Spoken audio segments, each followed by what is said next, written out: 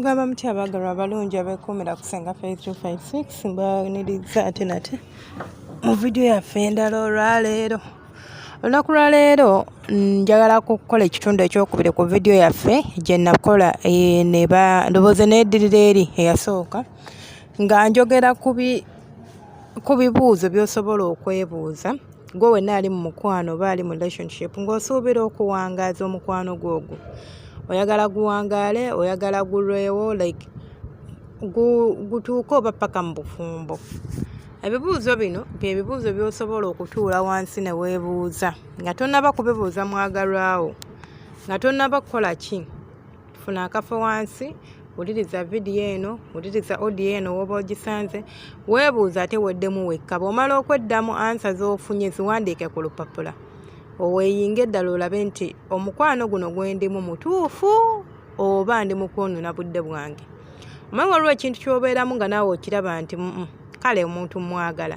Naye ekituufu kiri nti omuntu ono ne bwansaba okumufumbirwa oba omuntu ono ne bwakkiriza okunfumbirwa nga mugambye nkuwasa, tekirina gye kiraga, tekirina gye kigenda tutwala. So olw'ensonga eyo munzikirize mbeere nga mbatwala ku kibuuzo kyaffe. Nduli nabawa ebibuuzo 8. Olwaleero ngenda bawa 7 by'ebibuuzo 15.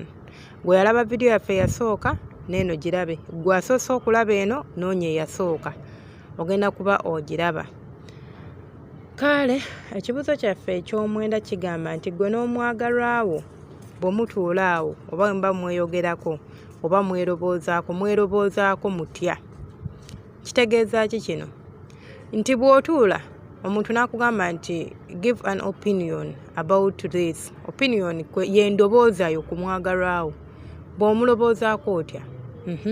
Kangambe ku mukwano gwammwe, oguloboozaako ng'ogunaawangaala, oguloboozaako ng'ogw'okumala ebiseera, oguloboozaako otya?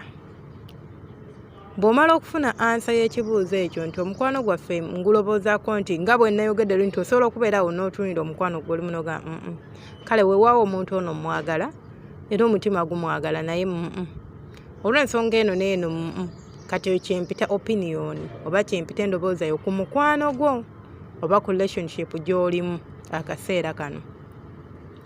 Then ekibuuzo kyaffe ekigenda okubeera namba 10 kigenda kubeera nti emikwano gyo oba abantu ababeetoolodde babaloboozaako ki?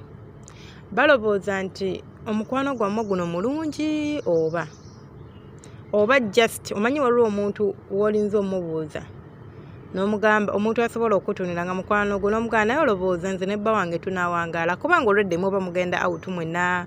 Omuntu nga mukwano gwo nga boyfriend w'omuwangadde waliwo abantu abali outgoing era waliwo omuntu aba amumanyiiko. Nze bwe mba mukwano gwo nzikiriza nti bw'ofuna obutakkaanya ne boyfriend ojja kujja ongamba omanyi nno leero Charles yankoze kino, omanyi nno leero Peter yankoze kino, nange nja kuyitiramu kuba tuli ba mukwano. Sometimes ekintu bw'osharingako n'omuntu you feel like free. Oba bwe mba nga omuntu wange ansanyusira nja kujja kugamba naye omusajja ono omulaba anjagala, bananga andabirira, bananga ankolera bino. So ekyo kyembuuza nti mukwano gw'ombuuza naye omuntu ono gw'olobooza omukwano guno gwenemu gunaawangaala, ki kyalobooza ku mukwano gwammwe? Alobooza nti gunaawangaala oba nga omanyi waliwo omuntu asobola okugamba nga just ayagala kusanyusa. Okitegeera? Kati nze nina abantu asobola okumbuuza naye olowooza nze n'ono omulenzi tunaawangaala, ne mugamba nze ndi muntu ayogera amazima era mikwano gyange bamanyi. Nze nkikugamba nga bwe kiri oba onyiiga n'onyiiga kuba oba ombuuza kyaki, ombuuza kumanya si bwe guli. Nze si sugarcoat nga bigambo byange, A njiyita A, B njiyita B. So ekyo kyekibuuzo kyaffe namba 10. Then ekibuuzo kyaffe ekirala kigenda kubeera nti omukwano gwo oba relationship yo gy'olimu essaawa eno temuliimu bbuba, kye twandiyise red flags. Red flags bye bintu by'olaba ng'omuntu abikola n'ogamba naye omuntu ono si mutuufu. Katugambe ng'alina ebbuba erisukkiridde. Ffenna tulina ebbuba era ebbuba ddungi era omuntu bagamba atawubira nsiko ye. N'ekirala ffe tugamba nti omuntu atakwagala oba omuntu atakuubira takwagala ate nga kituufu. Omuntu atakuubira takwagala, omuntu gw'oyagala olina omuwubira, but in which way? Mu ngeri ki? Ekyo kya makulu nnyo. Ebbuba eriyitiridde bbi lireeta obusungu, likozesa ebintu by'ojja okwejjusa oluvannyuma. Waliwo n'abali mu makomera nga bbuba Omuntu bw'agamba nti akwagala naye n'agamba nti nze bw'enkusanga oyimiridde n'omusajja nsobola okutemamu bibiri, eryo sibbo bweryo ddalu nze bwe ndiyita. Kubanga oba onjagala lwaki oba oyagala okunzita? Omuntu ng'akwagala naye nga buli ssaawa abeera oliwa oli naani mumpe nkakase nti gw'oli naye, awo lwaba afuuse controlling. Ekyo kyempita red flags. Tebiriimu kubanga bigenda kubeerawo paka dde. Gwe olinza okulowooza nti bwe naamufumbirwa ajja kutereera, bwe naamuzaalira ajja kutereera. Mukwano, omuntu tatereera kubanga okoze kino, omuntu atereera kubanga ayagadde okutereera. So weebuuze, temulimu red flags mu relationship yammwe oba mu mukwano gwammwe? Temwekontrolinga? Omuntu ali entitled okumanya mukwano gwe gy'ali n'agamba hani oba sweet oba baby, gonna amanya gamuyita, oba Peter oba Rose, munange ngenzeeko wano n'omanya sikubuze boyfriend wali oba biwulira nti yabadde jini nti oba naye si ate kumufuga otuuse mpa omuntu njogere naye nkakase nti otuuse. Yes, nsobola okukubirako n'enkubuuza otuuse, which is okay, n'ongamba ya. That is very fine and very normal. Naye ekibi mu kyo kwe kubuuza nti otuuse, mpa omuntu nkakase nti otuuse. Iye, then awo mba nfuusa ate ki controlling. Ngezezaako ki ku breaking ro kitegeere kyengezaako okutegeeza. Controlling kifaanana kitya? Then obwenzi nakyo kikulu nnyo. Mu relationship yammwe temuliimu bwenzi, temuliimu kwekiitingako. Are you guys okay? Weesiga omuntu wo.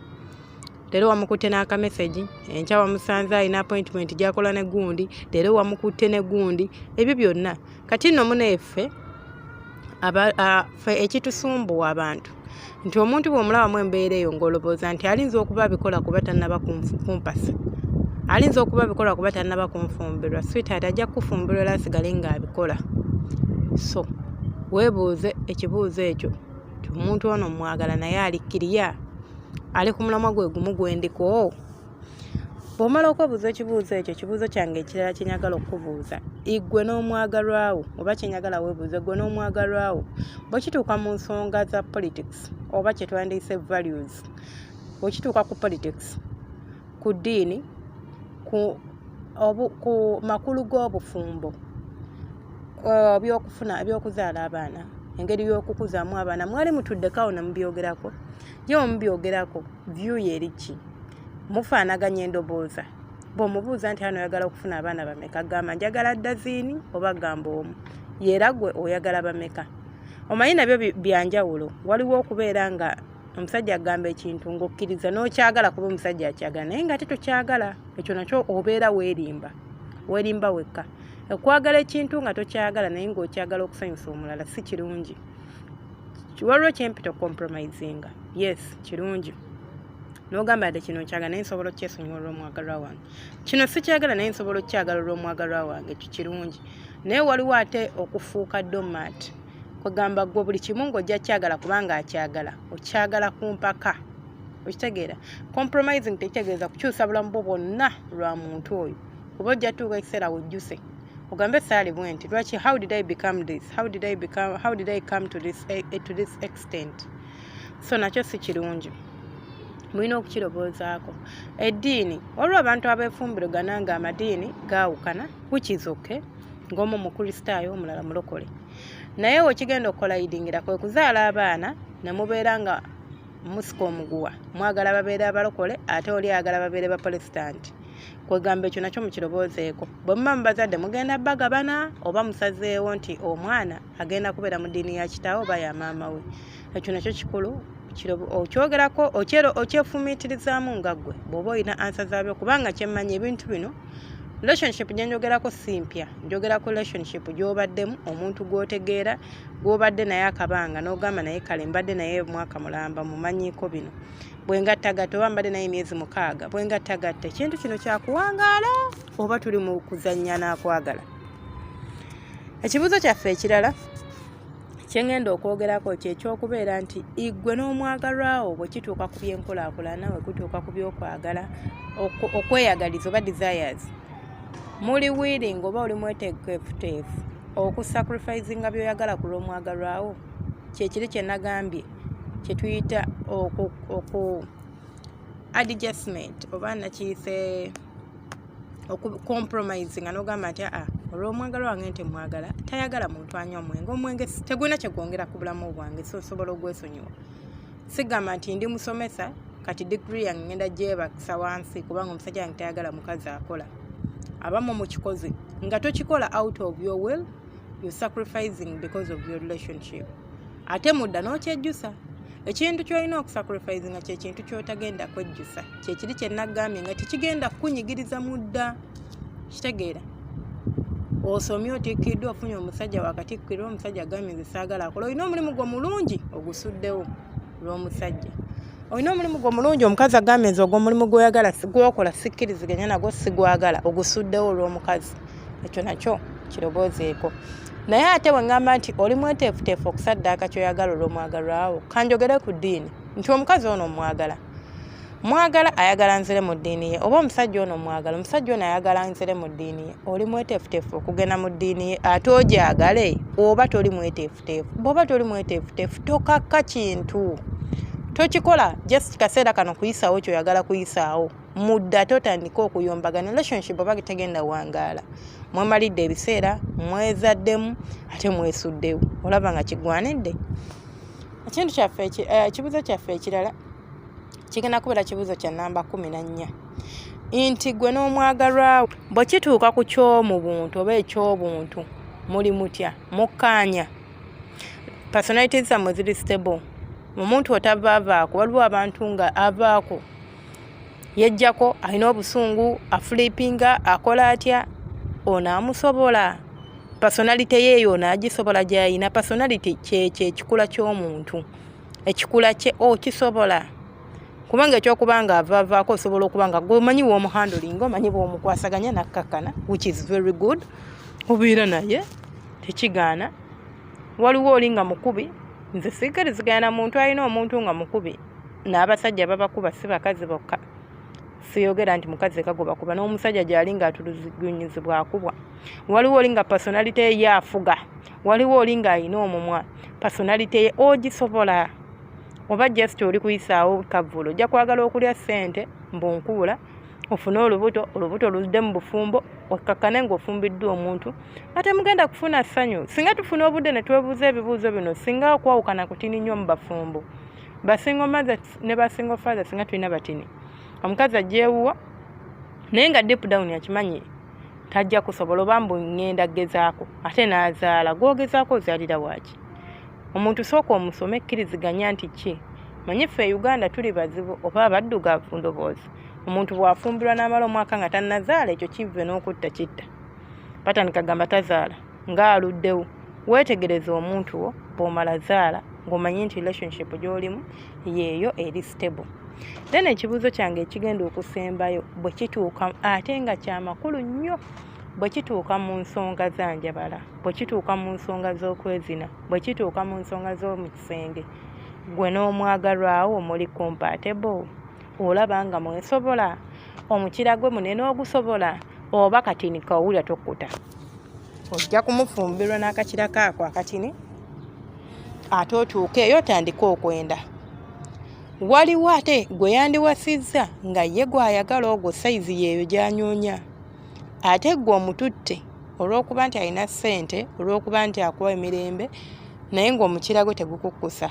Wawuukuukawuukuuka dde oluusi gwe weemanyirira mikira gyo minene, kati yakuleetedde omutini olemereddwa. Okitegeera? So bwe kituuka ku ekyo, bwe kituuka ku ngeri gy'akkwatamu, are you okay with it? Owulira ng'oli bulungi, owulira ng'akukkusa, owulira ng'akutuusa, owulira nga kyekyo oba nedda. Kino eno kiyinza obutakukyeya muntu wo, kibuuzo bubuuzo. Naye ate kikulu, musobola okugezaako okuwakinga okukikolako n'ogamba kanji kikoleko nga sinnaba kumufumbirwa. Kubanga bino ebintu by'okwezina tuyiga biyige. Ogenda kuŋŋamba singa ate ekya sayizi mba naakikolako ntya. Ekya sayizi gw'osobola okwefunza omukyala kubanga osobola okufunda. Ye okugeza omukira asobola okugezaako gugeza naye gulinza okugaana oba gulinza okugejja. Naye gwe okufunda ojja kufunda ate n'ekyokubiri asobola okuyiga engeri y'okuzinamu n'akutuusa yadde omukira gwe mutini. So ekyo nakyo kintu kikulu nnyo okyebuuza n'ofuna ansa. Bw'owuliriza audio yange eno oba video yange eno nyonya video yange yasooka oba audio yange esooka ogiwulirize kuba kino kitundu kyakubiri kiri ekyasooka. Then funa olupapula wandiika wansi ansa zo biri ebibuuzo 15. Bw'oba ng'olinako ansa nga 10 you are good to go. Naye bw'oba ansa 10 ziriko nedda nga yesu olinamu 5 mukwano, nze ntera nnyo okugamba abantu nti okwawukana oba okuleka omukwano kikuyambako okuyiga ensobi n'omanya nti ate gwenziramu gukushepinga ngenda kubeera ate wanjawuloko ku guno gwe mbaddemu. So kiroboozeeko, bw'omala okukiroboozaako wafumintirize then weesalirewo ekyokukola, oba omukwano ogusigalamu oba waliwo n'okuba nti yes nfunye nno 10 yes ziri 5 naye ate bino ebisigadde 10 ninako ebirala 5 byensobola okukyusaamu ne tubikolako ne bitereera. So n'ekyo nakyo kiroboozeeko, tubeere nga tufuna emikwano emirungi, relationships ezirimu essanyu, eziwangaala, ezituuka ne mu bufumbo. Munzikirize nkome wano, teweerala subscribinga, kulikinga, commentinga, kusharinga. Audio yaffe oba video yaffe woba ogisanze manya ebivudde ku Senga 5256 jangu buzze ku YouTube gi opening genda mu search engine teekamu Senga 5256 ojja kuba otutuukako butereevu. Subscribinga, likinga, sharinga, then ojja kuba ofuna buli kimu. Teweerabira teekako kade ti buli video gye tusuulayo oba ogifuna bulamberera oba ogifuna butereevu mu inbox mu notification box yo obeere ng'ojja ng'otwegattako. Alina kyoyagala okwongerako nkwaniriza kyongereko. Gwe alina ky'obuuza ku kibuuzo ku channel yaffe oba alina ekibuuzo ng'owulira agala kwogeramu nange private yali +256 85 40 28 60. Enamba eno togikubako, just WhatsApp me. Bw'ogikubako ssente zo z'oyokya kuba sinza agikwata. Just WhatsApp me. Then gwe alina kyagala okwebuuza ng'omanyi kyalukalo so teeka mu comment section ongamba Senga nze njagala okola video ku kino, mbeera nja kola research amala era mba nja kukolera video gy'oyagala nkuddemu nga bw'oyagala. Kale Mukama abankomere temujja ng'okoma bale kwekuumirako abakadde mwenna. Mwebale nnyo bannange.